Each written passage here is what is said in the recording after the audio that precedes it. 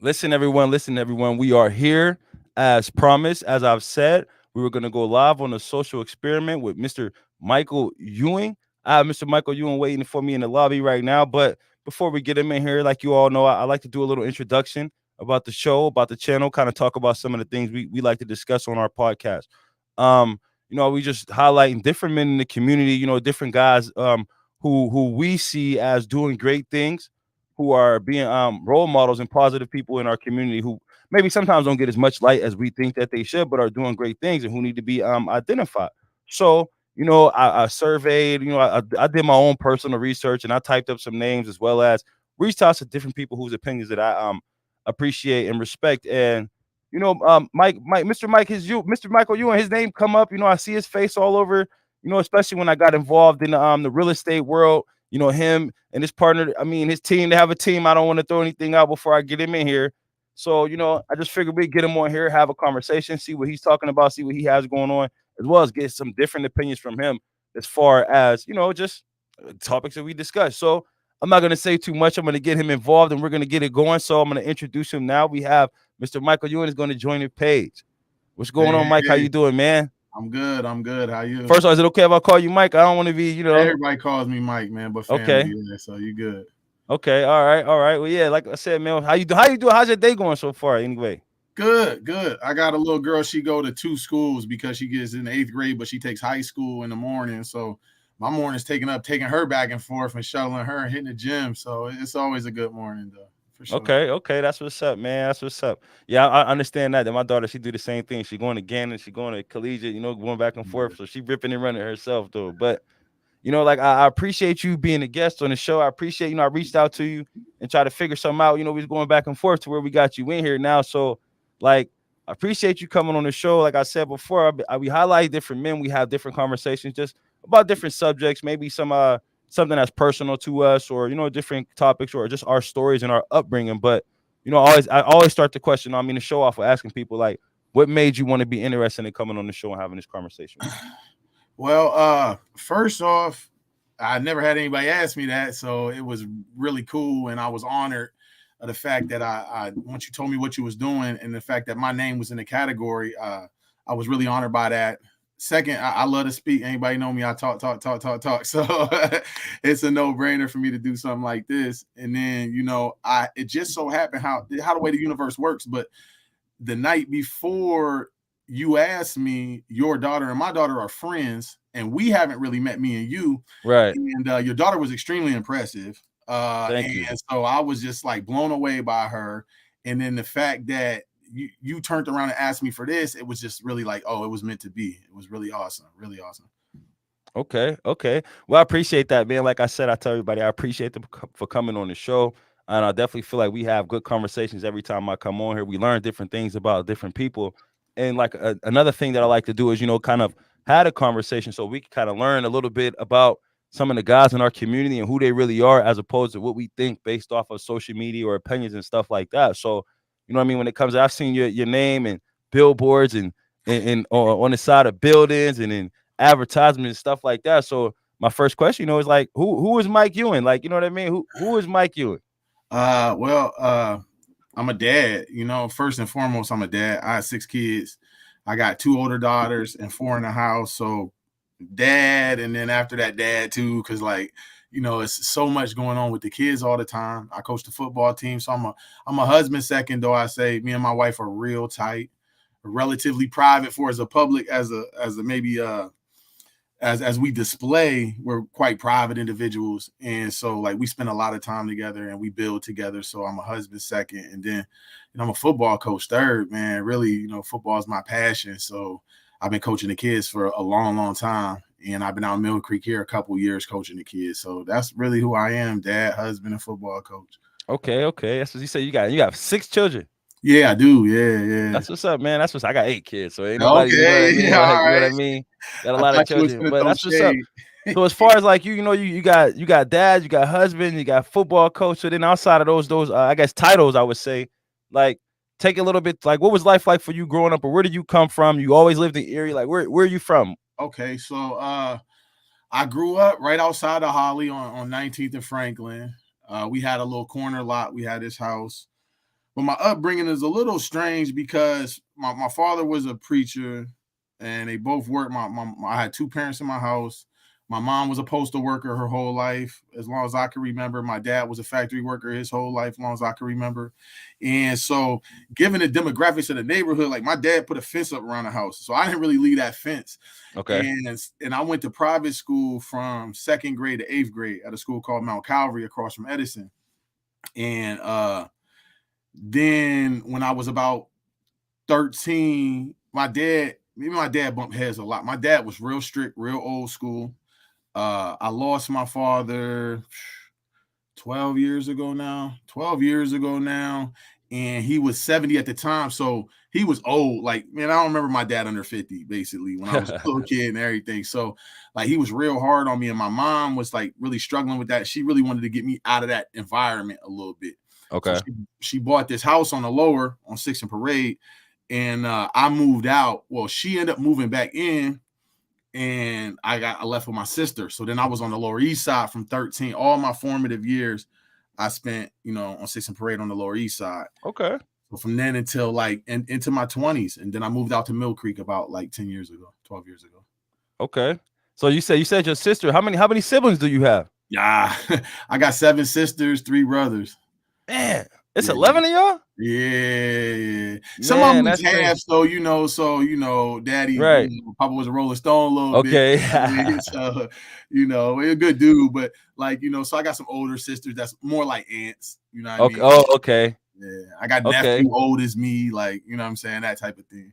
So you growing up in them areas with your siblings, I guess, like were there siblings that was in the house with you, like as far as when you were growing up? What was that like growing up with siblings in the house? Yeah, I loved it. Like, I loved it. Like, we tight, and like I feel like we was good. Wasn't nobody getting into major trouble, causing major drama in the house or out the house. I had 2 older sisters in the house, and then my younger brother Adrian, and then my baby sister Pooh. We was all in the house together, so I loved it. Like, my mom was excellent. So my mom spent a lot of time with us. My dad was like the old dads, he in the garage working, just Okay. doing stuff, not really in the house much. But my mom was always with us, and like we was tight. So when I started having kids, I was like a fish in water. Like, I knew what it's like. I like the environment of the chaos a little bit, and it's like that's the fun to me. That's the excitement and the energy I love. So I loved growing up in a big household like that. Okay. And then like did you have any like involvement in any like community functions or any community centers or stuff like that? Like what was like as far as growing up, what was your roots around here? So like it's funny because I seen your interview with Ryan, my little cousin, and he was talking about the city mission program. We went to the city mission program too when we was little, and Uh-huh. they did like it's a lot of dudes I've known for my whole life because of that program, and they really did fill us, But then when we moved in with my dad when I was real young, we was in the church every week.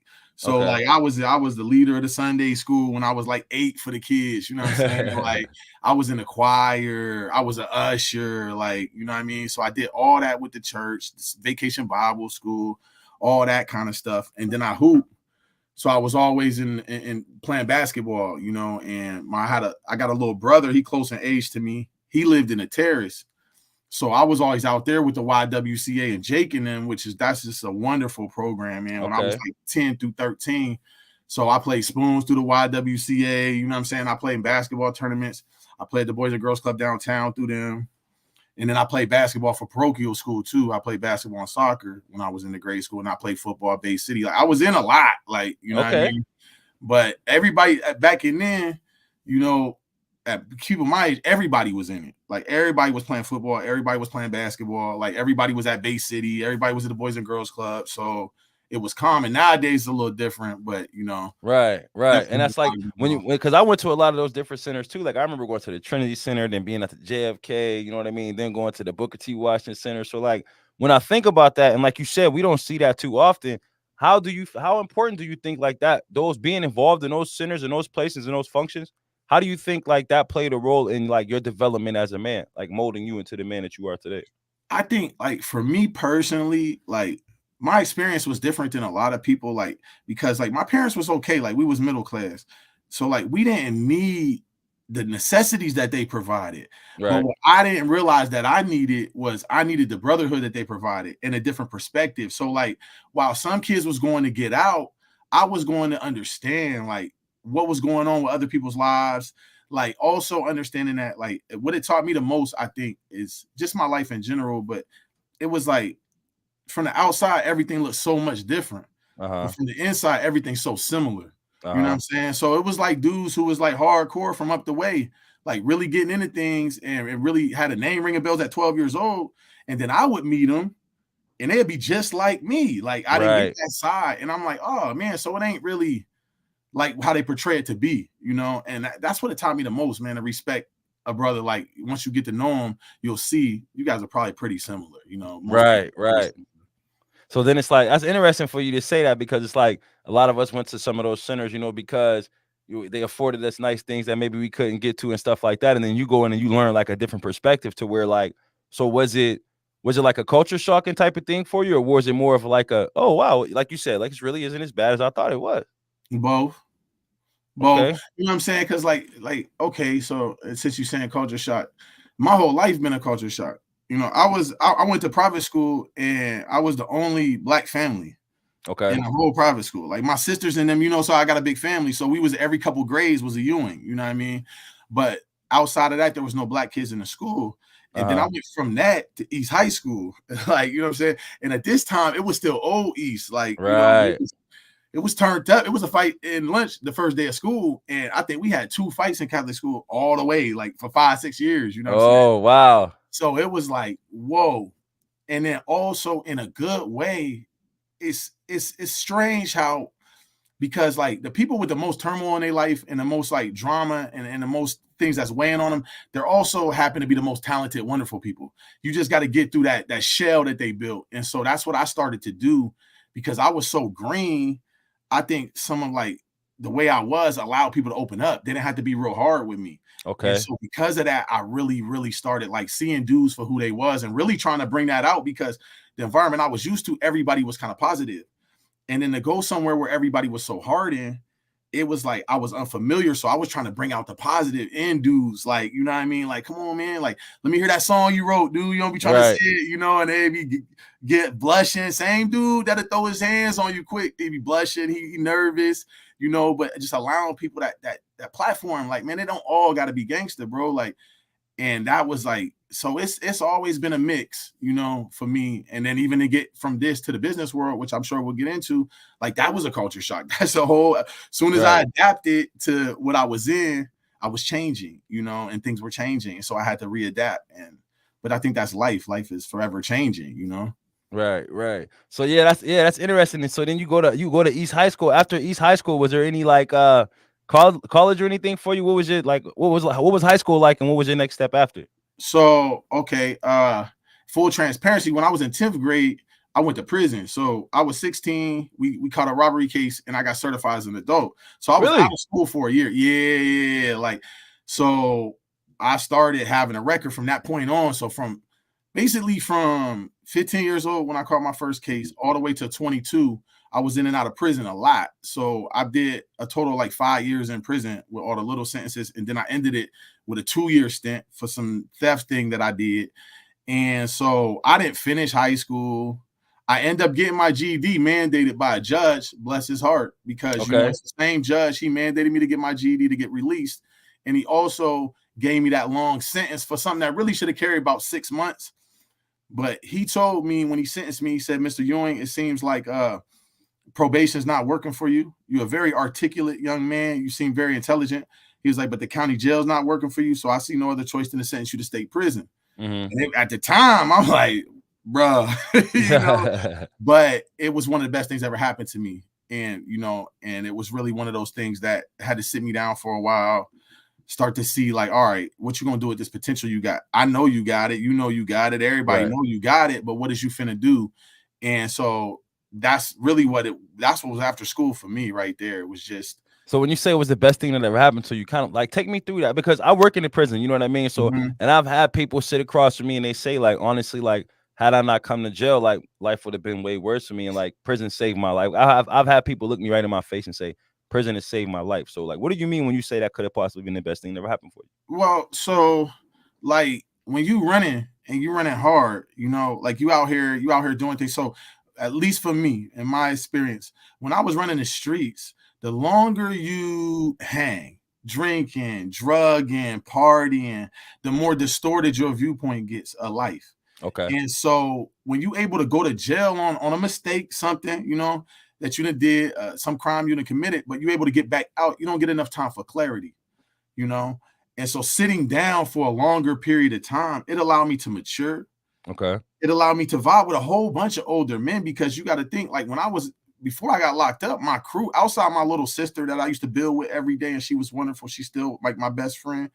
Outside of her, there was nobody that I was building with that was helping me at all or even cared about me. And I barely cared about them. We was just ripping and running. Right. And so going to prison and just talking to men who was just like, man, you could do better, man. You got this potential. I never even seen a dude who be able to do this like you or do this like you. And just having that boost of confidence, whether it was from inmates or not, that didn't matter to me, because I was Right. also an inmate. So like, it was just, in prison, another place where you see humanity at its finest. You remove drugs, alcohol, and women from a man's life, and all of a sudden now they start to become very clear on who they want to be, and they start to actually identify themselves as opposed to what they are in relation to a woman, to money, to drugs, to things like that. Okay. And it's just a beautiful experience. I can't say it no other way. Like, I did miss my children, but I wasn't being much of a dad at the time. So I did miss my family, but I wasn't being much of a son or a brother at the time. So I was okay with prison, like I'm not trying to promote prison, No, honest, I definitely understand everything that you said. But like, I was okay with prison, man, because it's what I needed. I got to write, I got to share my raps and my songs with people who actually gave me credit for them and liked them and wanted to hear them repeated. I helped do study to get their GED. Like, it was rewarding for me. And I came home with a mentality of like success.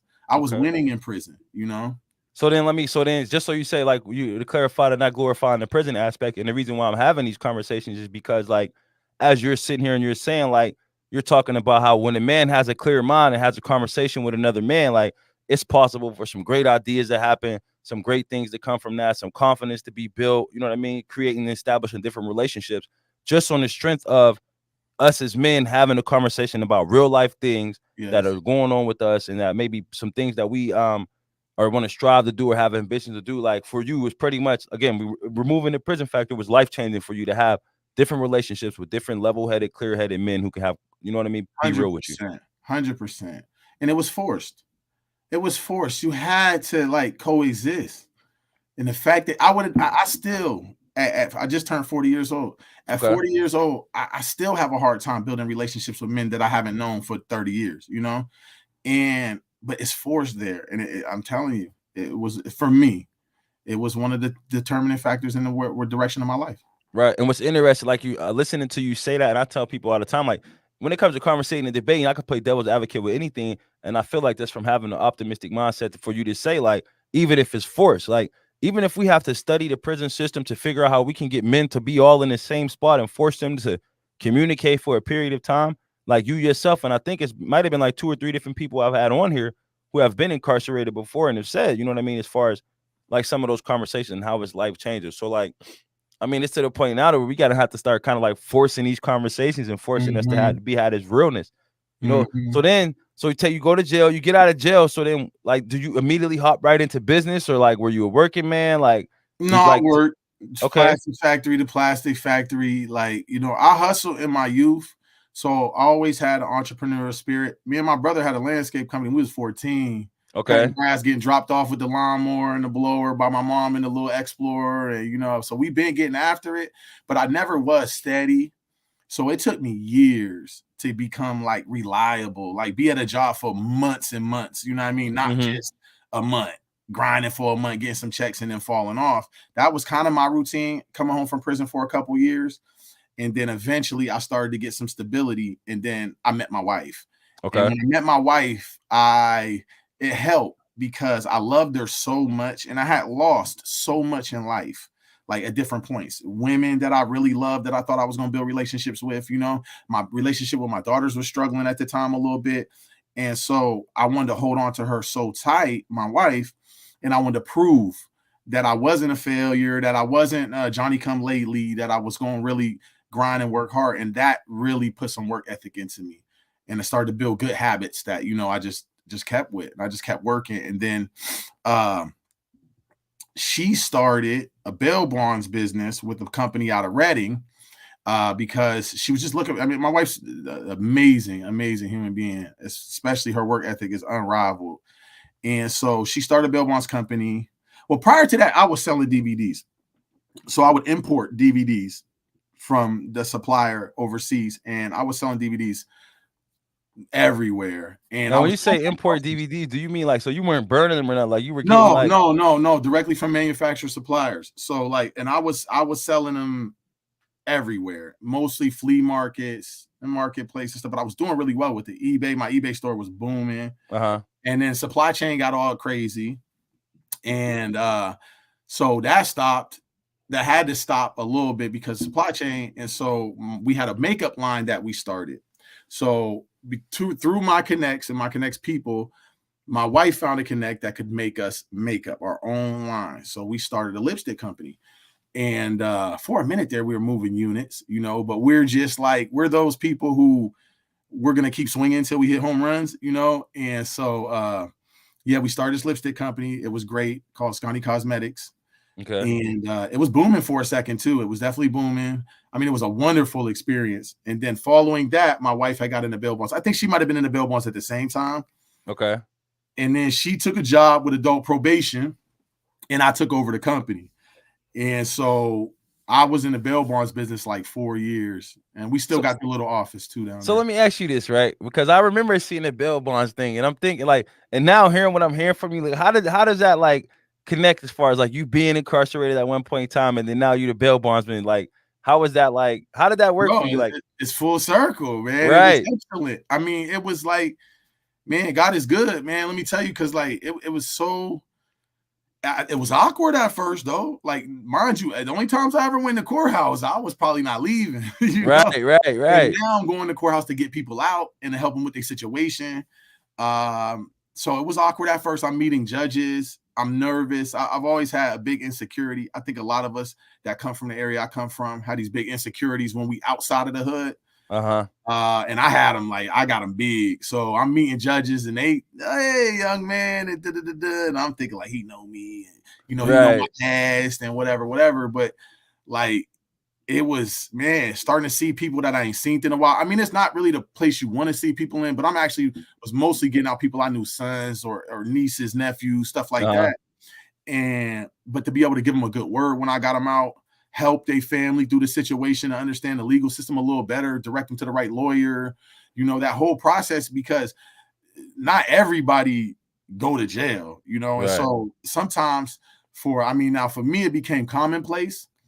And in my neighborhood is relatively commonplace. But for some families, this is a very traumatic incident. This is the only time their son ever got in any trouble. They all freaking out, and I'm able to calm them down. I'm able to hurry up and get him out so that he's in a safe place so everybody can calm down and figure out what the next step is. So What's crazy that you say that? Like, I never thought about it like that. Like, as far as like, cause we hear people around here like, oh, such and such went to jail. Like, oh man. But then there's certain people when they think of jail and they hear like, oh my gosh, this is gonna happen, that's gonna happen, because it's a culture shock to them. I mean to cut you off, but that just was No, like a, that's true.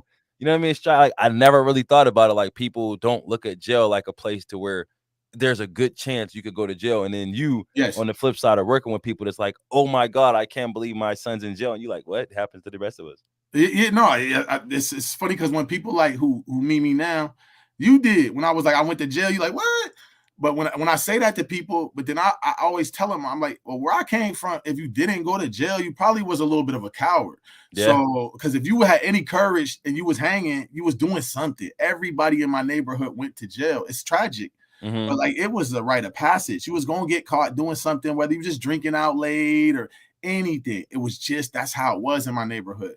So it's not like this big thing. It's really just tied with the surroundings that I was in and the environment that I grew up in. It's not like I wasn't an evil person, even though I did start to make some really bad decisions. Right.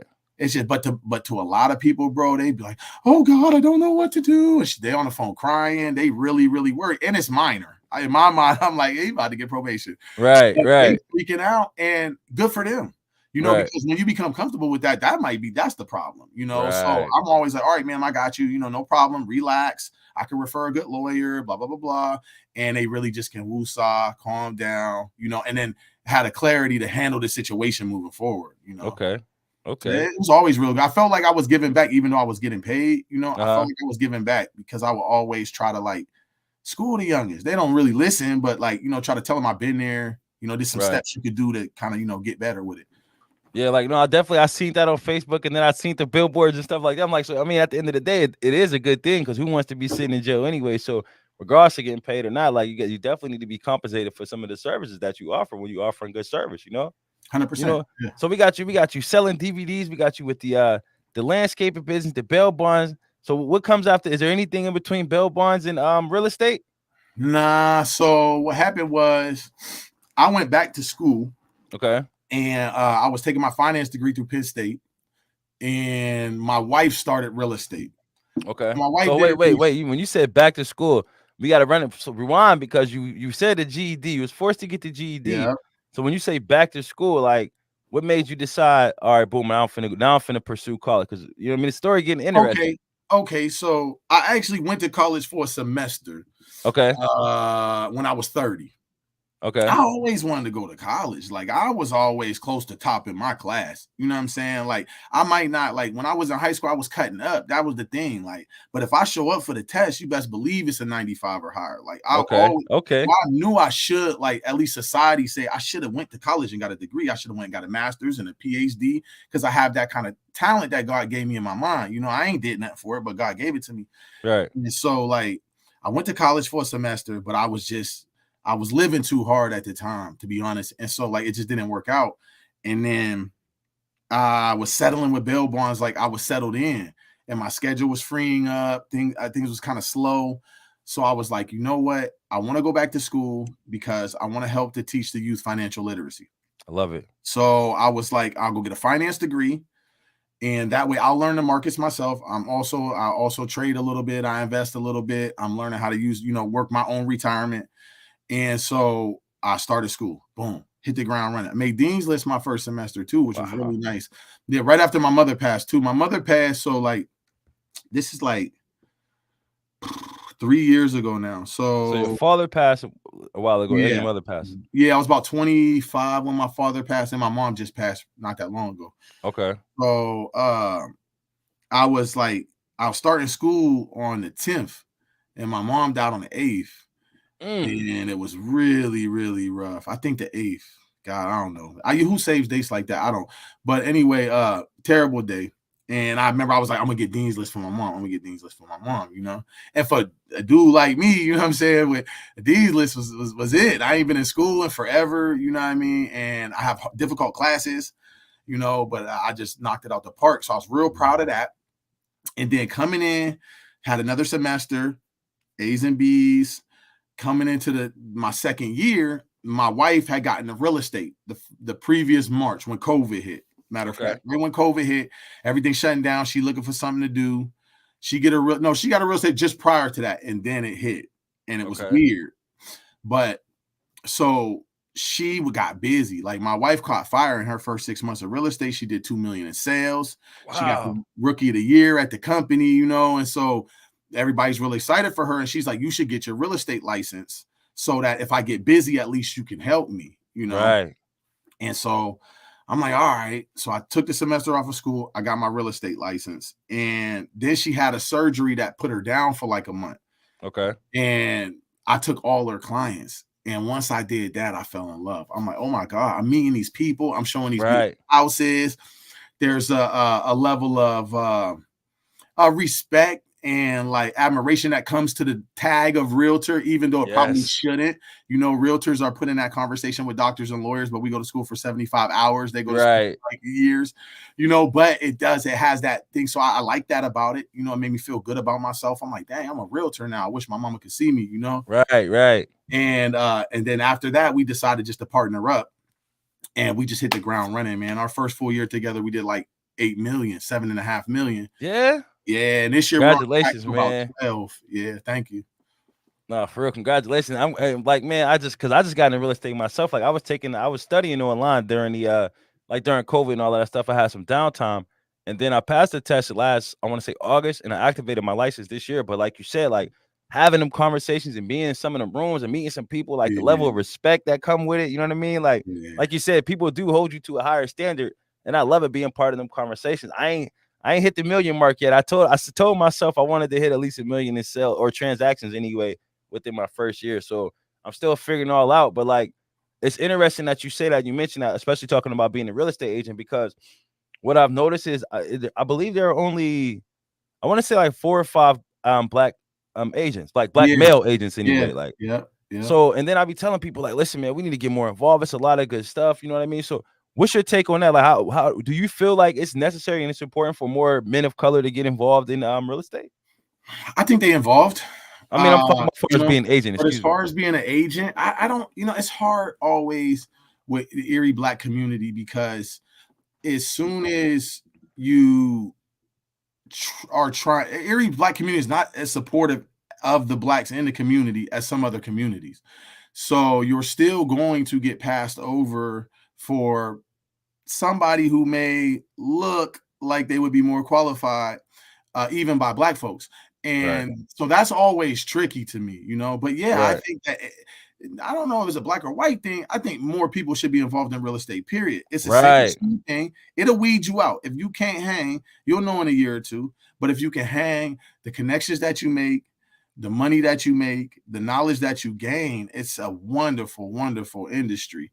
So I do think that, like, yeah, I do think that more black folks should get it. I think it's more black men should be involved in a lot of things that traditionally black men are not involved in. Right. So I Right. don't think it's just real estate, Right. but it's definitely those things that seem like white people things, you know what I'm Uh-huh. saying? Like that I've learned that they're not. Right. It's just Erie, Pennsylvania that we live in that it appears that way. You know what I'm saying? Because Right. it's not. And then what I've learned, like what's interesting is like even like not even making it a black or white thing, because as I've got involved in real estate, like and some of the people that I've been talking to and some of the conversations I've been having been like, I met some amazing white people out there, Yes, you know what I mean, who are 100%. like, Yeah. give me information, give me time, like honestly, even donate money to your causes and stuff like that. And literally, like I've learned that when somebody says, hey, we should have lunch, like that might be one of the most important meetings that you can have, or coffee or tea, so like and the reason why I asked you that is because like I feel like a lot more people should do it, and it's like you said, 75 hours of studying. Then you take the test, you find a broker. Like somebody just asked, Jason Nixon just asked, how does one get involved in real estate? Like as simple as Okay. like studying. You take the test, pass the test, you find a broker, and it's not this simple, but this is just a fast track of it. As far as getting involved. But so then when you think about it, and like the perks or the benefits of actually being an agent outside of what's common to everybody as far as the sale of and the purchase of and making money, like what would you say are some of the other benefits of being a realtor that play a big role in what's going on with you today? I think the network. The network is more valuable than the commission check, even though commission checks is big in real estate. Right. But the network is the more valuable. I think also being able to see, one, at least for me, I'm a numbers guy. Being able to Okay. see other people's finances, being able to see like how they're living their life. Where I like my home, we purchased my home, it was 150,000. I've sold a house that was 675,000. And being able to have that conversation, actually, this was a brother too. He was one of the big wigs at UPMC, which is really awesome. But having that conversation with people like that and getting into their mind, and because you're trying to guide them through this process, it's insightful on changes you can make in your personal life in order to gain financial independence. Right. Another thing that I noticed a lot about it, which I like, is how they live their personal lives. So when I'm in a higher end community or I have a higher end buyer, I'm picking low key. I'm picking a brain low key because Absolutely. while I'm the guidance in this scenario, they the weight. They really the ones actually living a life, to the fullest extent. And they making more money than me. Obviously, Mm-hmm. some of them is younger than me, so obviously they made some better life decisions along the way or have some better help, whatever the case. But they've done something right, and so I'm trying to get that a little bit out of them when Right. I'm meeting them and getting to know them. I want a little bit of that to rub off on me. And then also the confidence. It's a extreme confidence booster and a insecurity tester. Mm-hmm.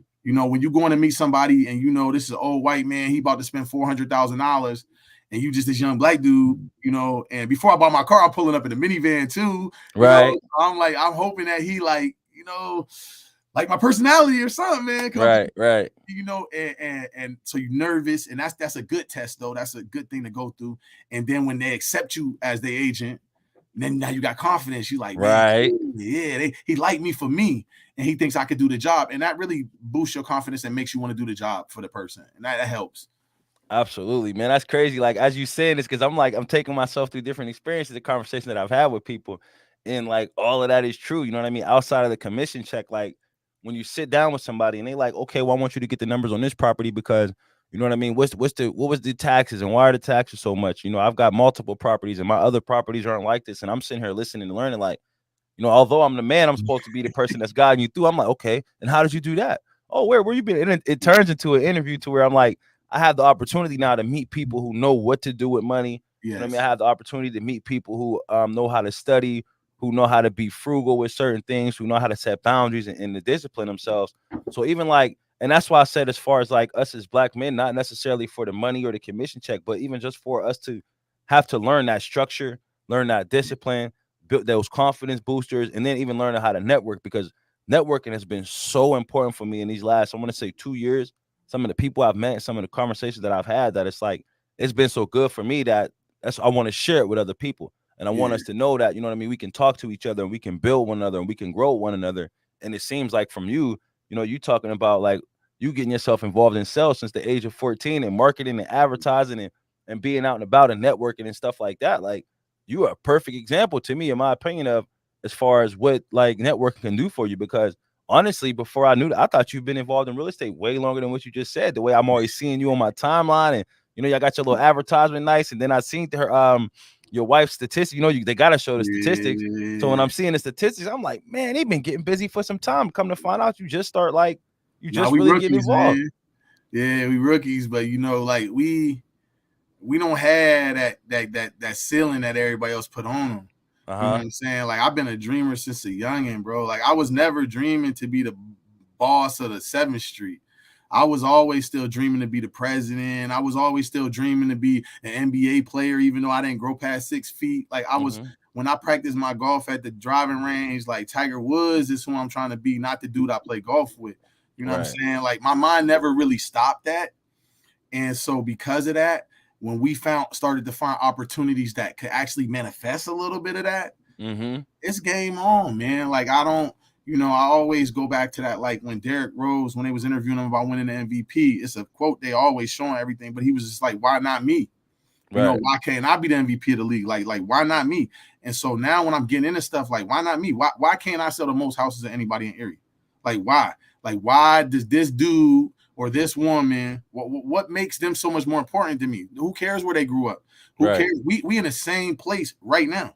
We got the same opportunities. We got the same 24. So why Right. not me? Like if I'm not at the top of that list in the quarterly rankings, and you know if I'm not top 10, top 5, that's on us. That's on me and my wife. You know what Right. I'm saying? It's not the industry. It's not the color of my skin. It's Right. not how much time I have or how many kids I have. It's me. Like I didn't do the job, so I have to like Right. live with that. And in the industry where I'm at now, like they let me in. Like, you know what I'm saying? Y'all let me up Right. in here. That's what I Like be saying. I'm a real estate agent. I'm trying to eat. You know, I'm Listen. trying to eat, man. So I'm just trying to. I want to be on the top. Like I want to be on the top. I want to be on the top to make it there more than a check, bro. I ain't gonna hold you. Like I that's what gets me going. Like the competition. I'm not trying to see nobody else starve. Right. But at the same time, like been where I've been, you know, sleeping on people's floors, like hanging at people's house hoping they cook dinner, being hungry, living in the basement for years. Like I'm trying to eat. Like, you know what I'm saying? I'm Right. trying to be like, I want people to see me in that light. Like I'm not doing nothing wrong anymore. I'm positive. Why hide? You know, why have to be like, I'm humble. I know what it takes, but why be like, you know, Uncle Thomas? Why put my head down? I'm Mike Ewing, man. I'm coming. Like, you know what I'm saying? And Oh my so God, man, I love it, man. That's that's that. just that's how I feel about it though. That's what gets me going, bro. Like I'm tired of hiding because I'm black. I'm tired of hiding because I'm a criminal. You know what I'm saying? I'm tired of hiding my talent. I'm tired of hiding who I am or trying to like change shit the way I talk, trying to change the way I act. I'm fine.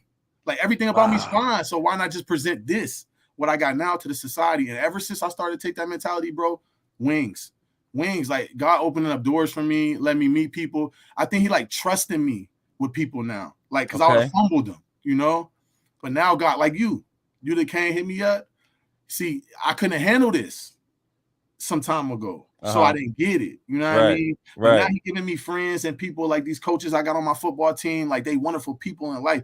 Like, bro, I was going to prison and broke, and now the coaches on my football team is a loan officer in the Mill Creek Police. Like, you know what I'm saying? And Right. I'm the head coach. Right. Like God is good, bro. God is good, man. Like it's just so that's how I feel. Like I just want to be on top, like not for the fame. I don't care if nobody know. I know like what I Right. overcame, and then my parents is gone. So like to get, I know I'm ranting. So, but like to get that feeling that you get when you call your mom up and you tell your mom you got an A on the test, like when your mom dead, you can't get that. That feeling a lot harder to come by. Mm-hmm. So I got to show the whole world I got the A on the test. Like, you know what I'm saying? Because I feel you, even man. everybody combined saying good job really don't add up to mom. And like, I'm a Wow. mama's boy, you know what I'm saying? So like that's another thing that's driving me. Like it showed my dad. I didn't change until after my dad died. So like I was fucking up when my dad was alive. And so to have I got that on my, I got that on my shoulder. Like, Dad, look, I'm a man now. I'm proud. We lift the weights, like I'm working every day, and I got my kids, and I'm a coach. And the fact that he can't respond, Right. that made me just like I don't know if it's enough. So I just keep moving in that direction, and that's what drives me, bro. Like that's what does it for me. Hey, listen, man. Listen. I love that kind of talk right there. You talking because, like, first off, you started with pretty much responsibility. Like, it's not about where I come from, how many hours in a day, what I look like. It's about me. So I love that, and that us as men to be able to say, like, if I want to be the best, I have to work hard to be the best, and then the humble, like you said, humble. But I don't look at that as humble. Like it's humility. Like you know how to practice humility because you've been from, you've been in dark places and you work hard every single day. So why not? It be you. Why not shine? Why not? You know what I mean? Why not? Your name be heard, seen, your face be seen, and all of that, and ring bells out here, man. I listen. I love that kind of drive, and I love that type of enthusiasm. Like this, you are one of the type of people like I need to be around and surround myself from, like somebody who's not afraid to win, somebody who's also not afraid to work so hard. I mean, work hard enough to go win, to dive into some information, and then especially when you say like, "What? I'm a real estate agent." You know what I mean? Because me, I know I got the same mentality. Like, I feel like I got a little bit more learning to do, but like after a while, like, I can sell anything. Yeah, So once yeah, I get to the point where I got a hang of this thing and I can really like get in these rooms and have these conversations and mingle with these people, like there is no ceiling in real yeah, estate. Literally, like you can yeah, sell the air yeah, above the house if you want. And yeah, when I learned that, when I'm like, you can yeah. sell air rights. It's crazy. It's Oh crazy. It's man, I'm finna be crazy. selling dirt, grass, I you know what I know. mean? Yeah, I know. Everything, man. So it's good Yeah, to hear all of that. But like, so then like having all of that, having all of this type of personality and all of this enthusiasm about what you're doing, like, and then I hear you understand you saying like from your parents, your parents passing, is that where like the majority of your ambition and your drive come from? Because even when they were here, you still had this. Like, what type yeah, of people nah. did you have around you to push this, like outside of your parents? The household, like when you spoke about earlier, like with the kids in the house, like my brothers and sisters, like we're super competitive. Like we're not all uber successful, but we're all getting there. My Mm-hmm. sister, well, my older sister, she always was. My sister, she was a straight A student. I don't think she missed a day of school till senior year. Her Wow. whole life, like that kind of student. She went to Villa. She's a psychiatrist right now, Meadville Medical. So she always had it. So the standard was real high. But we was the types like we compare our Iowa test, like our standardized test. When them Jones come back, we all sitting there like, what you get? 95 in vocab, 94 in math. And like those was the type of scores that was in my house. So it was always like drive. And then like if you've ever met my little brother, he be hungry too. So Yeah. we was 8, 9, 10 years old coming up with ideas. Like we used to take, man, we used to take, you remember graph paper? Everybody used to have graph paper, trying to draw on the graph paper. We used Uh-huh. to take graph paper and we would draw our house, like the house we was going to have. And then we would put the exact measurements, like each block would be 10 feet. So Uh-huh. then we had a pool in the back and a tennis court in the back. And we would draw our mansions out when we was like 10 and 11 years old. So it was always just, I don't know. I always knew I could be more than what I was. I just had to start understanding that it ain't just finna happen. Okay. And that's where like the dreamer meant a little bit of accomplishment. You know what I'm saying? Because I started to realize like, okay, if you put some work in, but it was things though that I put work in. Like I was rapping, man, when I was 15, 16, 17, 18. Ask about me, man. I was the best freestyle in the city, if you ask Yeah. me. For Like, real. oh, used to kill dudes. But I loved it, I had such a passion for it. So I would be all day rapping, like Uh-huh. working hard at it. And my little brother Tone, he's in South Carolina now, but he's an excellent producer, like Okay. excellent. He gave his life to God, and like they have some big albums down there that him and the dudes that working with he do music for. And like, but he was a producer. So we was in the studio every day. Okay. So at that time, I thought I was gonna be, like I said before, though I don't compare myself to like the dudes around. I thought I was finna be Jay or Uh-huh. Styles P. I figured I'm right there, and I might have been, but then I slow down with my grind. I don't trust the process, and I end up folding. And that was the story of my life. You know what I'm saying? Up until I tell you, it's really not my mom and dad down. It's my wife.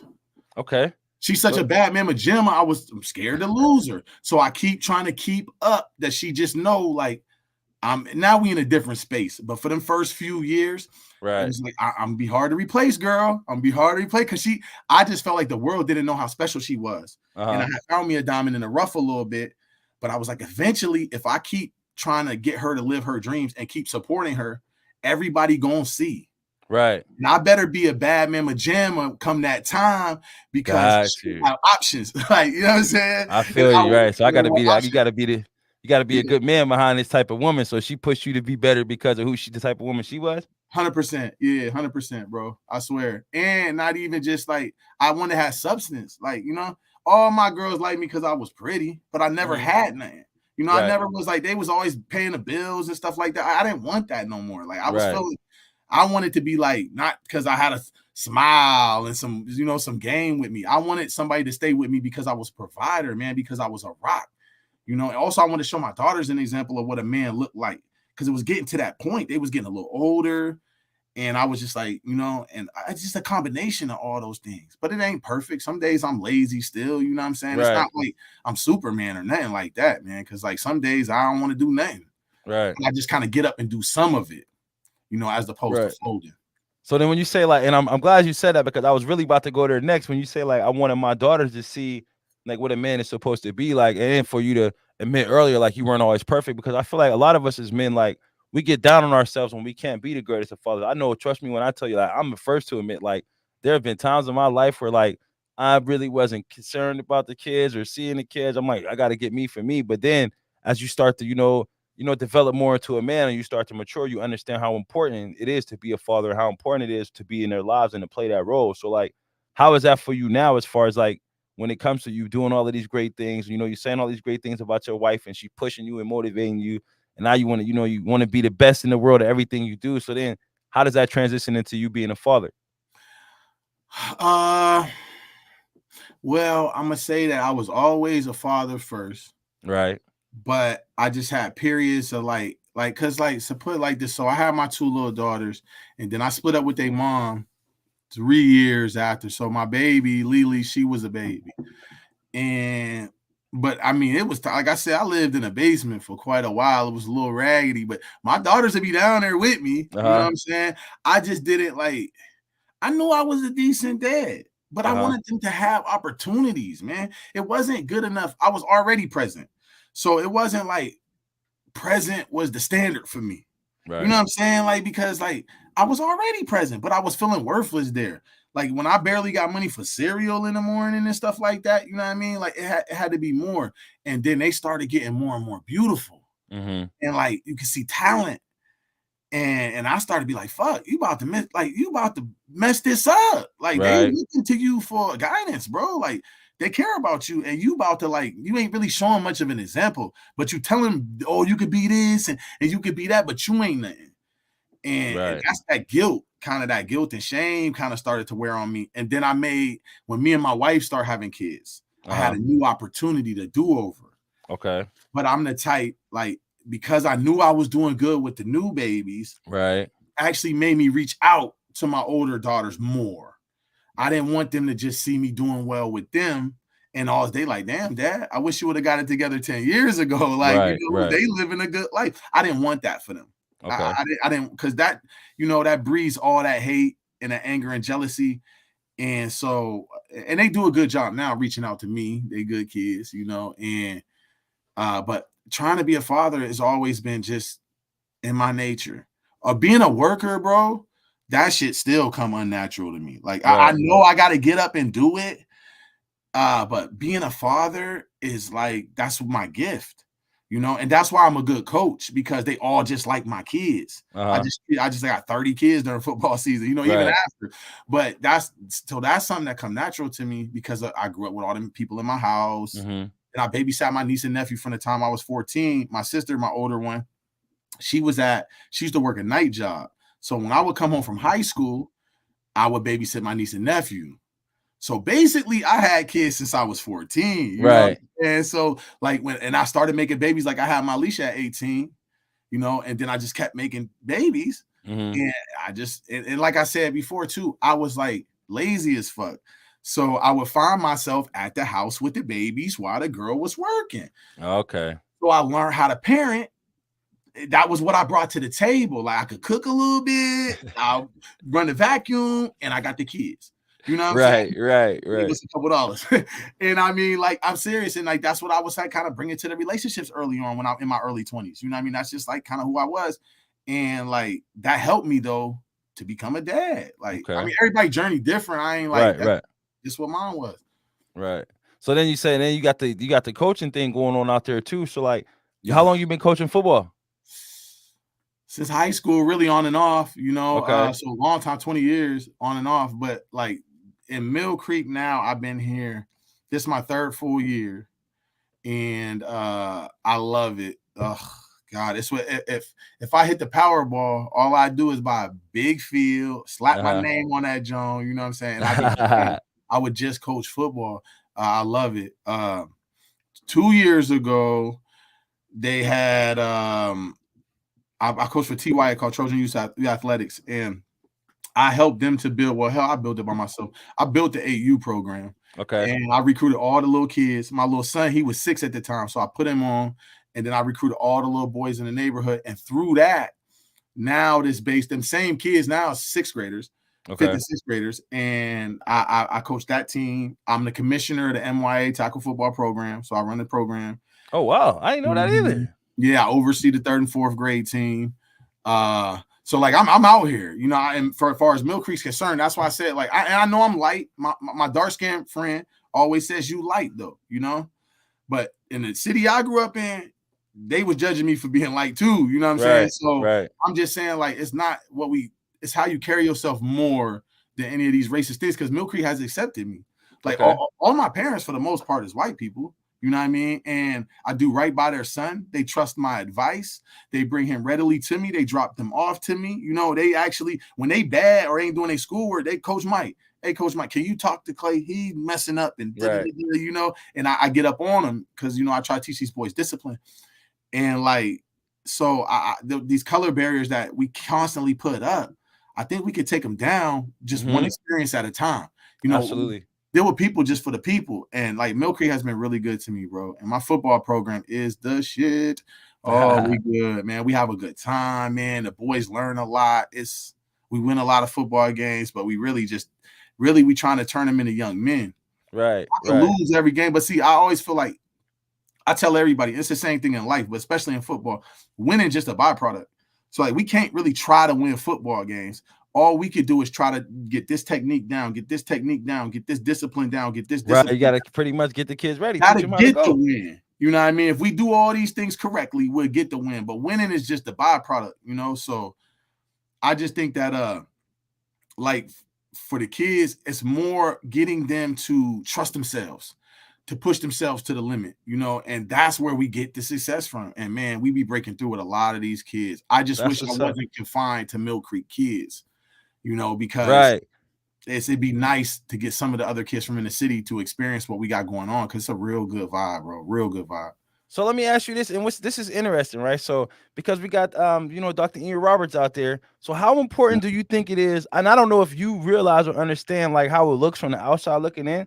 how important do you think it is for you as a black man to be building that relationship with the community of Mill Creek and kind of gaining that trust and being able to relay that message back to us as far as like, listen, we can kind of drop the barrier a little bit because it's okay out here. We are accepted as long as we come correct. Like, how important is that to you? Or have you ever even looked at it like that? Like, you pretty much are like, you like to face for some of us who want to break those barriers, because not everybody does, but some Right, of us do want to be able to go out there into those neighborhoods and go to those functions and right. feel more accepted. And you are literally proof that, like, hey guys, if you come correct, it's okay. So, like, have you ever even thought about how important that it was?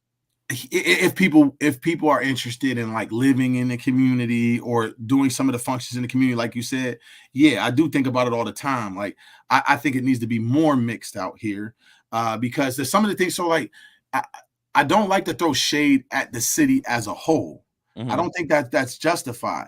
But some of the things that are happening in the city are failing. Some of the things, the public programming are failing that are succeeding in different suburban areas. Right. And so I say the same thing with the school system in Mill Creek. It seems to be a step up from what the school system is in Mill Creek or in Erie. So I Right. try to convince some of my parents, look, rent out here, buy out here, not because your kid's fast, but because I would be a part of providing your kid a brighter future. Okay. I know I'm directly involved with it. So I can Right. speak to what he'll be doing 4 days a week during football season, what he'll be doing for workouts during spring, the kind of influence he'll be getting. I have a big hand in boys that play football out here. Okay. And so like that's my rap to people.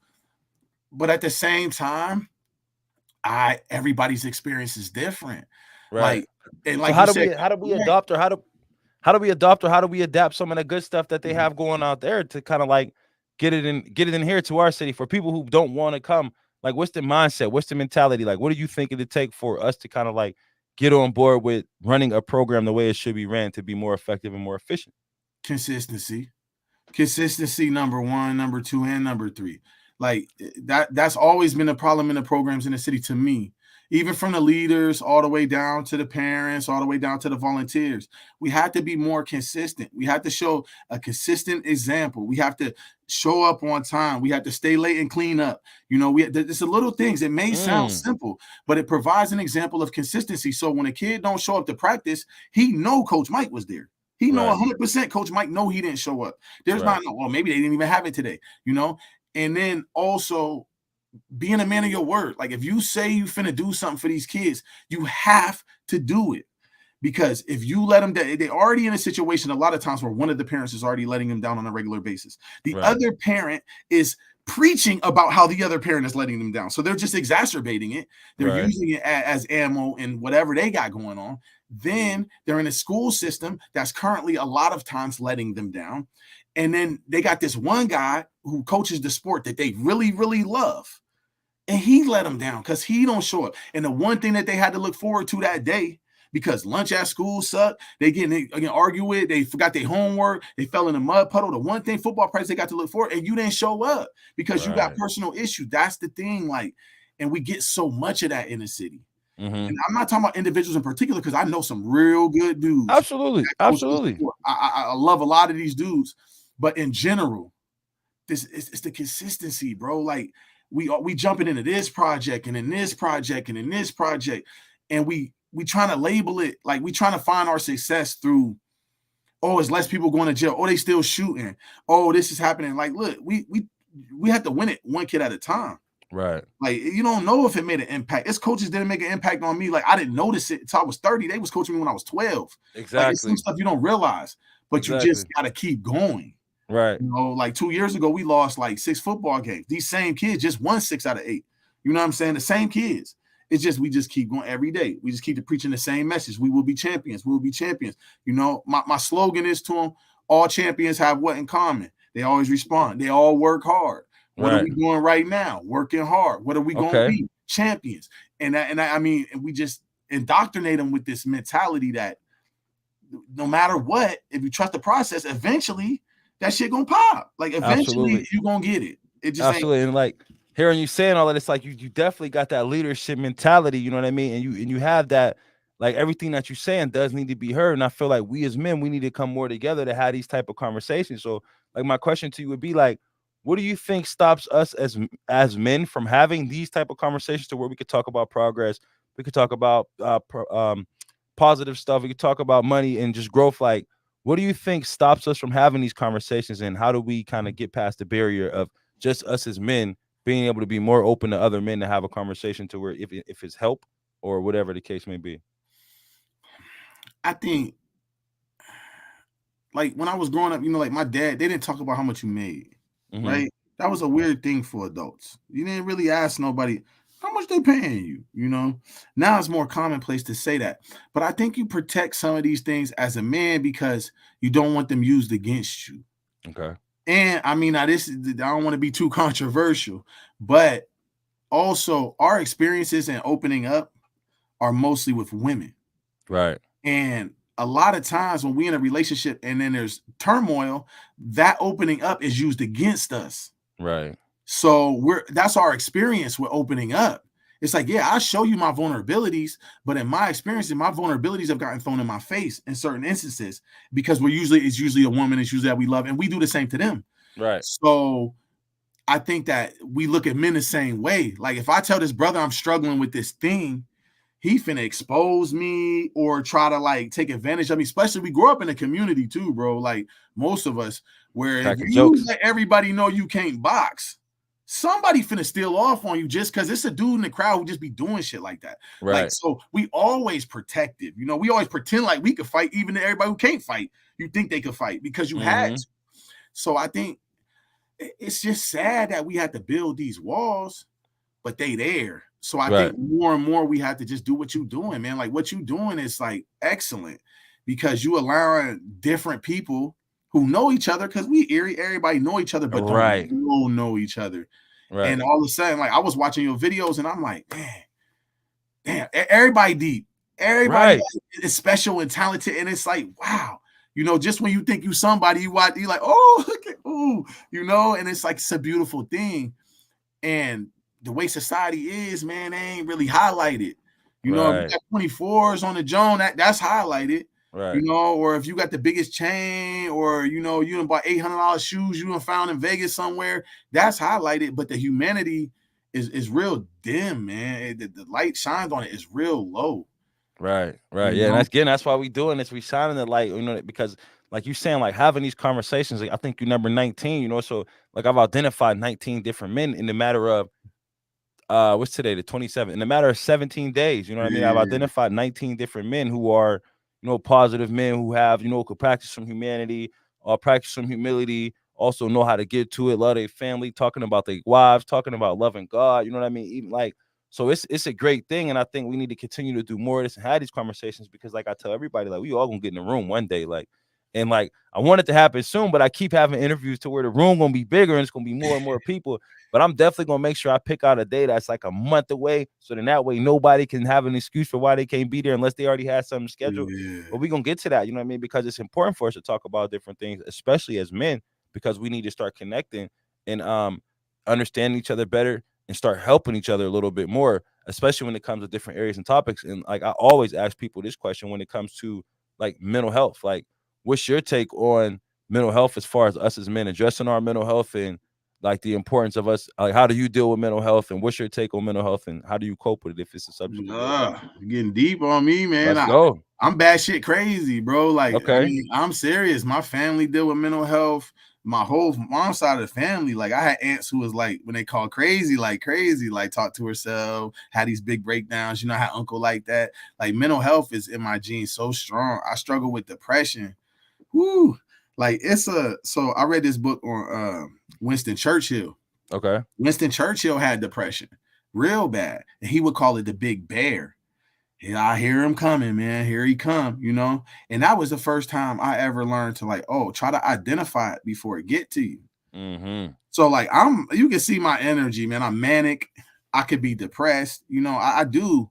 But the one thing I would say about my mental health is that like I've learned to embrace my flaws. Um, like there are things that I would like to be under control a little bit better, 100%. But I'm a human being. Like no human being is the same. So Right. there's not this cookie cutter box that I need to fit in. Like I don't not need to get all hype and excited. That's me. I also don't not need to listen to a sad song and cry every once in a while. That's also me. Like I don't want to cut these things out of my life so like making because like when I make depression, my mania, when I make it big, it becomes larger. You know, Right. it becomes problematic because I'm calling it a problem. Right. So it's more about like my daily habits, man. If I identify that I'm like just feeling down, I know Uh-huh. it's coming. And like depression for me comes after times of like growth and stuff. Like, so the way I've always heard it explained is life is like seasons, right? So you have this spring, right? Right after the new year, spring come, you start planting, right? Everything you just hustling, you grinding, right? Then you got the summer, and now you on cruise. You still planting a little bit stuff that got to be planted late, but now you just working the soil, working the land, and then you harvest in the fall. So now you're reaping all the benefits of that hard work you done did, but then here comes the winter and the slowdown. And for Right. me, if I haven't had anything in the slowdown, that's where the depression really kick in. So it'll seem like I'm harvesting, bro. I'm eating, but I ain't feeling it. You know what I'm saying? Like I'm not feeling successful. I'm Mm-hmm. not feeling like I'm doing well at life at all. Actually, I want out in a time where I'm doing some of the best things I've ever done in my life. Listen, I get the same thing. Yeah. But that's that winter coming. And I Mm-hmm. think identifying it and doing things to starve it, not feed it. Right. I listen to positive stuff, like Eric Thomas and Les Brown and Jim Rohn, and I also listen to Sad Guru and some of these Buddhist kind of things to try to like woo saw and make Okay. myself a little smaller than this ego. But in depression, bro, I'm throwing sad music on. Like that's just feeding what's to come because that's a comfortable place because I've been there year in, year out my whole life. So instead of being uncomfortable and throwing Eric Thomas on and being like, oh, this is so annoying right now, instead of allowing that just to feed me, I'm going into the dark place. And I think that's our best, at least my best thing is like, man, when you start to feel that shit coming on you and you start to feel stressed about life and just wanting to chill, just chill. It's Right. okay. Okay It's to not be okay. okay. Fuck that job. Fuck that girl. Chill because you can't do anything if you ain't right. Like, Right. if you want to jump on a game for a week straight, if you've been grinding for a year straight, bro, you deserve it. Like, stop labeling yourself as like some kind of broken man with that. Like, because I at least I do that. And Mm-hmm. like, it's the label that's got the power. It's not the thing. The thing happened to everybody. Right. Everybody go through those cycles. It's how much energy we give it and allow other people to give it energy. We on like I'm a firm believer that you need support in dark times, but I'm also a believer that you shouldn't seek it Right. as much as people do. You should seek it with the right people because you put a problem in a problem maker's hands, it's Yeah. gonna get larger. You put a problem in a problem solver's hand, you might got something going there. And like Ralph Waldo Emerson says, he said the times that we feel lonely is probably the times we most likely supposed to be alone Uh-huh. you know, and we always reach out. Man, I ain't feeling it, or post that social media, the devil with it. We Yeah. post something negative, looking for negative responses in return, not positivity. We Right. want somebody to feed. It's all right, bro. You'll be no, it ain't all right. You giving it too much energy, and so that's what I've been like. And I'm struggling with that right. Like as we speak this morning, I'm listening to Sad Guru because like I just that energy that I give to negativity is way too strong. Right. And the energy that I allow to go to the positive things is way too weak.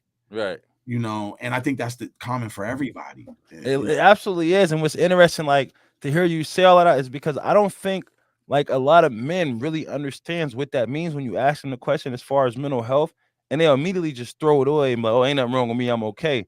But like the way that you broke it down, you know what I mean? It's easy for any man to explain. I mean, to understand that. Like, listen, there are times where you wake up and you don't feel like doing it, and that's okay. And sometimes you need to take a little, break for yourself. And there are times where when you want to complain, you have to complain to the right person so that way you can get the solutions. You know what I mean? Like everything that you're saying is solution based. We talking problem solving, and we ain't talking about sitting and soaking in problems, or you know what I mean, boot or looking for Yeah. attention of other people, man. So like it's crazy. It's interesting. Like I said, as I keep having these conversations and I'm reaching out to people and getting referrals of different people, it's like like a lot of us are very similar and a lot of us are very different in a lot of ways, to where if we all were to come together, it would be something crazy, man. Like with Yeah. your knowledge and the knowledge of the 18 other people on top of my knowledge, and then the 50 other guests that come on and have this conversation, is just like it's literally like 100 good. I really honestly truly believe that. Like I got my list of like 72 right now. I'm Yeah. pretty sure I can put 28 more names on here and come up with a group of 100 men that can literally come together, Mm. figure something out. And then with our resources, like when you talk about being involved in real estate, like the resources you can pull, and then we got some community members in here that's like involved with the school district, involved with Yeah. different other organizations, and different financial planners and stuff like that, to where like it can turn into something big, it turn into something amazing, man. And just like hearing some of the stuff you say and like listening to all this conversation, all this talk, like, and just from how you said, I know that you understand you are how amazing you are. But I wanted to let you know, man, I think that you are amazing. You are amazing, man, dude. Like for real, Thank like you. I to hear some of appreciate that it. stuff, to talk about, going to the penitentiary at a young age as a young man, that being a life changing event for you, your siblings, you having all them siblings and having the competition, and then losing your parents, and still like, because now one time did you say, like, when my parents passed, that was a deep, deep, dark moment for me, to where like it was like you continue to go forward and thrive. And I'm pretty sure your parents are very, very proud of you, man. For like I said, you getting the real estate, we talking bail bonds, you selling DVDs, like what cutting grass, like what can't you do? You know what I mean? Like working so hard. And then to hear you say like, no, I worked hard for this and I need to be seen and I need to be heard. I'm not hiding anymore. You know what I mean? Like, I don't have to change the way that I talk or the way that I am or the way that I look. I'm proud to be black wherever I go. I'm gonna be me, and people are gonna respect that, and I deserve it because I worked hard for it. And then to hear you talk about and I'm just recapping the whole interview because like I'm just amazed, man. You talk about being a father, and then the importance of like your wife behind you, and y'all relationship and y'all partnership is just like everything to me sounds good, man. Sounds well rounded, to where more Thank you. people need to see you, more people need to hear from you, more people need to know about the things that you do, so then that way we can get involved. I feel like more men should reach out to you and say, "Hey, bro, can I have a conversation?" Because that's all this was. You know what I mean? Like, let's do Yeah. lunch. We just didn't eat no Thank you. food, and that's what I be telling people. Like in real estate, I've learned that like that is one of the most powerful expressions or most powerful statements that somebody can make to you is, Mhm. let's go have lunch. You be thinking Yeah. like, because when it first happened, I'm like, why is all these dudes asking me to have lunch? Everybody's talking about let's go have lunch. What's your schedule? Yeah. And I work in a prison, so I work daytime only. So I'm like, Okay. I don't got time. But now I got time, and I've had lunch a couple times. I'm like, man, I want to have some more of these mandates. You know what I mean? Yeah, I let's have like some lunch lunch. now. I like going to have lunch. But Yeah. like, yeah, man, I know 100%. I just went on a little rant, but like listening to Nah, everything that you had appreciate to it. say, and then lining up with everybody that I've had the conversation with. Like again, I don't want this to just be a podcast thing or a YouTube channel thing. Like I want us all to be able to get together and come together and figure out. Well, even if it's just a day where we all just there's no agenda, but everybody's at the same in the same room at the same time. And it's just like, okay, y'all mingle, like ready, set, go, boom. See if we I'm can come up with the definitely best down, idea. man. I'm definitely down. Yeah, I'm Listen, definitely down. I have a lot of respect for some of the brothers that you already had on there. Matter of fact, Caesar just did a painting for me. uh-huh. It's amazing, just recently, and I had been supposed to get with him for a while.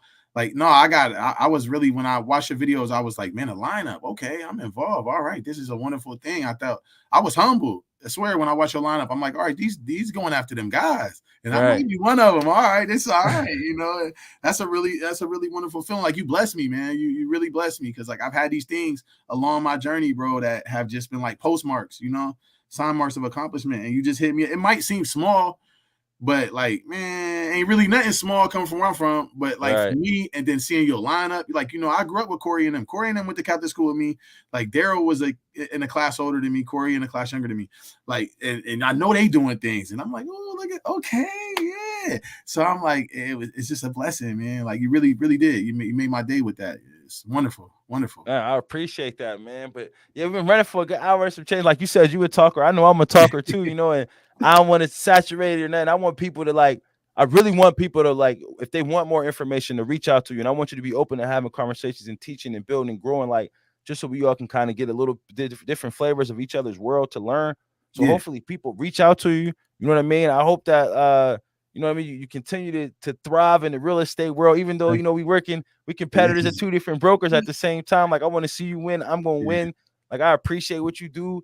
Again, and even just being like the like I said, you may not know how important it is, but like for me to see you and you say like I'm out here in Mill Creek and these people trust me and they bringing me their kids and they coming to practice, and then even to see you in the real estate world, I'm seeing your face all over, and you know I seen one listing that you got, and it was like I don't know, it might have been like the governor's house or something, like way out. It was like and I see, I'm like, yo, Yeah. who is this dude? Like, how did he? Why? Did a Why ain't video I on get that that deal? joint You and know what I mean? everything. So to see you like keep building and keep growing like that, man, it's just like, yo, man. So that's what's up, man. I'm proud of Yeah. you. I'm happy Thank for you, you. man, for Thank real. And you, I don't man. want you to think I'm trying to cut you short because, again, Nah. I got a little bit of time. So if you got anything that you want, you know, we calling it the Michael Ewing Show, but you got anything you want to say, any last minute things, or you got any questions for me, like feel free. The floor is yours. Yeah, just I would say that like you just name off all these accolades and stuff I'm doing. I appreciate that, but I just do want everybody to know, like, if you looking at me as some example, just take it happen one piece at a time. It really, really, really, it ain't like not one specific day was like, pew, you know what I'm saying? It was just one step at a time, one step at a time, one step at a time. I heard this saying before. It says, "How do you climb a mountain? Like one step at a time." The Mm-hmm. only way you could climb. And so just I just that would be my message to anybody. Like, please reach out to me. Please. I'm terrible with it, but I promise anybody, you reach out to me, I definitely respond. I definitely do my best to build with you 100%. Because I'm terrible at that. So it's a perfect thing. You'll force my hand. It'll give me some personal growth. And I know that's what I need to do is to give back to some people who's trying to journey like I did, because some people gave to me. And bro, you're awesome, by the way. You're doing a wonderful thing with this show. Like it's really, really cool. I just the courage that you have reaching out to people, sitting down, having these conversations, directing the conversations in the manner that you want them to do. To me, I've been wanting to do that shit for years and I ain't had the courage. So, and I do a lot. I'm telling you, man, that's awesome. It's just awesome. Just keep doing what you're doing. And when you get that room, whether it be 20 of us, 30 of us, 40 of us, I'll definitely be there. I got a room at we could use the MYA. I got a whole building with tables all around it where we have board meetings. So just let me know what I could do. Yeah. 100%. Yeah, I could at least put 40 in there. Okay. Let me know. I mean, that's just our little room, but you know what I mean? I'm with whatever, because what you're doing and what you're trying to do is really, really, really awesome, man. It's really cool. Really fucking cool, dude. Thank you so much for having me. Listen, I appreciate you coming on, and like for anybody else who come on too, because like you said, like it definitely do take a lot of courage. But I tell people I'm a pester by nature, you know what I mean. So like I reach out to people, and some people like, yeah, I'm gonna get back to you. I send messages every Sunday, like, and they gotta tell me no for me to stop sending. I don't care if it read. Like I seen dudes send girls messages over and over, and she didn't Yeah, look at it and ain't respond. So like I'm really believe in what I'm doing. I feel like it's important for us to know like who's who in the community. I feel like it's important for us to be able to highlight some of the men because again, like you know, the negativity is spread. You know, the news is like the dude was on YouTube dissing or he was on the show dissing the Erie, and that made the Erie news. You know what I mean? How is it that that's making the Erie news? But yeah, you have a lot of good men in our community who are doing great things, who have overcome some obstacles, who have built some bridges, who've knocked some barriers down, and we aren't highlighting these men, but then we're complaining about some of these kids.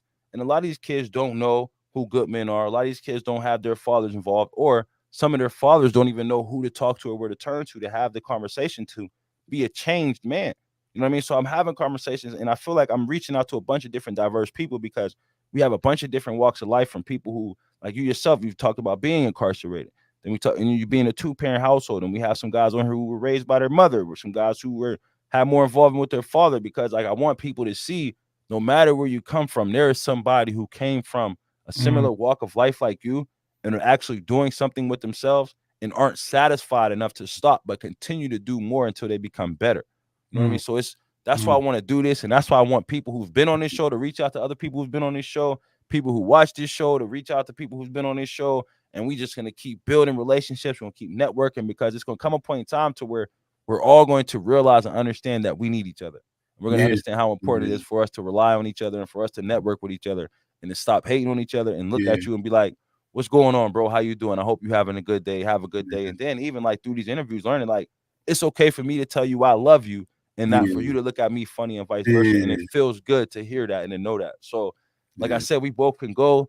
I appreciate you for coming on this show. We're gonna be in touch. I'm gonna send you my well, you already got my phone number. So yeah, I'm gonna see, we're gonna be in touch and we're gonna throw some ideas back and forth. I got your email information, but like I appreciate you. I enjoyed the conversation. I learned a lot and I'm interested in learning more. So anybody else who's interested in learning more, make sure y'all reach out to him. I'm gonna let you go. You said I know you told me I had from 11 to 1. I Are think you I'm good? pushing Yeah, yeah, one. yeah. So you Thank mean I made it time just in time. So Perfect time. Yeah. you have a good day, man. You take care of yourself again. Thank you for being a guest on my show, man. All right, you too. Take All care. right. All right, so there you have it. We just had the one-on-one interview with Mr. Michael Ewing. Man, I'm telling you, I really enjoyed that conversation. I learned a lot just within that short conversation about him, about some different things, how he looks at things, and then even like being out there in Mill Creek, like that was an interesting perspective to the bail bondsman perspective. Like, man, it was just great. And we're just going to keep having these great conversations. We're going to keep highlighting these great men. We're going to keep talking to them. We're going to keep talking about them. Hopefully, everybody's reaching out to somebody who you've seen on this show. I mean, even if you just tell them, hey, man, I seen your interview, you did a good job. Reach out to some of these guys and tell them, hey, congratulations. Reach out to some of these guys and tell them, hey, I'm proud of you. Hey, thank you, because that is very important for us. It's important for a lot of us as men to have those affirmations. It's important for a lot of us to know that we have the support of other individuals in our lives. It's important for us to know who's who. So if I'm having a rough time, I know who to talk to. That's not going to feed my negative thoughts, but just going to be more positive. So I'm going to continue doing this. I appreciate every single person who watched. I appreciate every single person who visited. Appreciate the comment. Y'all see we only getting better now. I get to put the comments up there. We're going to keep growing. Oh, also as well, I got me some new tea. I reached out to Miss Jess Royer. She made me some Sacred Ayla tea. I got my own blend here because I'm always sitting here sipping out of my cup. So she made my own blend, and I let her know what I like in my tea. So I'm gonna call this the Social Experiment Tea. It is made by Jessica Royer at the Sacred Ayla Intuitive Herbal Blends. So if y'all looking for your own tea, make sure y'all reach out to Jess because she got me right. The tea was delicious. I would tell you what's in it, but I don't want y'all making my flavor because this is now the Social Experiment blend of tea from Jess Royer. Sacred. There you go. There's the plug. Boom. Follow her. Get you some tea. Get right. But in the meantime, I want everybody to take care of yourselves. You have a good rest of your day. I enjoyed this conversation. I enjoyed this interview. We will continue these going. I'm not exactly sure who I have tomorrow. I got to check my calendar. I don't have it with me. But again, y'all have a good rest of your day and take care of yourself. Thank you, Mr. Michael Ewan, for coming on the show. I'm looking forward to everything else that's moving forward. I'm leaving now. I'm really signing off. Have a good one.